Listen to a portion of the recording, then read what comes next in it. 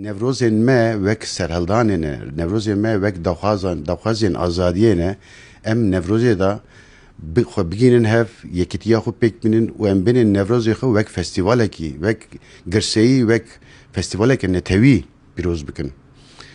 Bi riya Kurdistan TV'ye ez gelek spasiyên xwe dişînim ji bo xebatkarên Kurdistan TV her wisa kî li vê organizasyonê de ket daye û em ê li bonê da nevrozeke xweş û nevrozeke girseyî em ê amade bikin. Lê berê her tiştî ên ku karibin tev li nevrozê bibin, bila tev li bibin, ê ku nikaribin jî dikarin bi weşana zindî serî de hetanê dawiyê bi riya Kurdistan TV'ye nevrozê bişopînin.